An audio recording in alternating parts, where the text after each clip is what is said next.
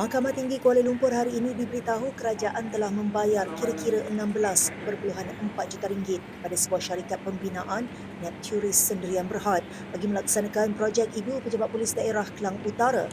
Bekas Pengarah Jabatan Kejeraya JKR Selangor, Lokman Nasir, 62 tahun berkata bayaran itu dijelaskan kepada Nepturis, iaitu syarikat yang dikaitkan dengan pertuduhan kes Tan Sri Muhyiddin Yassin melibatkan program Jana Wibawa.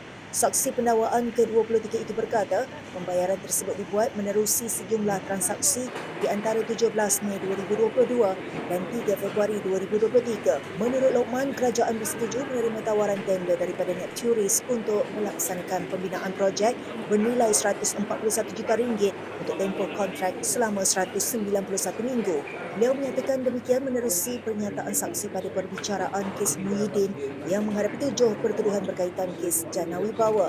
Pada perbicaraan lalu, pengarah urusan Nepturis Muhammad Rizman Akumhan berkata beliau diarah menandatangani cek RM1 juta untuk pengeluaran wang kepada Parti Pribumi Bersatu Malaysia Bersatu yang diterajui Muhyiddin. Sementara itu, seorang ahli perniagaan, Lian Tan Juan, memberitahu Nepturis memperoleh tender di bawah program Jana Wibawa selepas mendapat sokongan Muhyiddin menyebabkannya bersetuju menyumbang RM1 juta kepada Bersatu. Pada perbicaraan itu, mahkamah turut mendengar keterangan bekas pengarah peringatan ukur bahan JKR, Datuk Zulkifli Yaman. Saksi pendakwaan ke-24 itu berkata kerajaan bersetuju menerima tender tawaran daripada Sutrakom Sendirian Berhad bagi projek membina dan menaik taraf lingkaran Pulau Indah Fasa 3 bernilai RM605.2 juta. Terdahulu, mahkamah membenarkan pihak pendakwaan meminda pertuduhan keempat dengan memasukkan nama syarikat KCJ Engineering Sendirian Berhad dengan permohonan itu tidak dibantah oleh pihak pembelaan. Perbicaraan di hadapan Hakim Norwina Maknudin bersambung esok.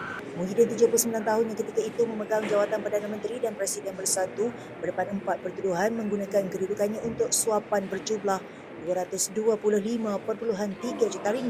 Ahli Parlimen Pagong itu turut berdepan 3 pertuduhan menerima wang hasil daripada aktiviti haram berjumlah RM200 juta.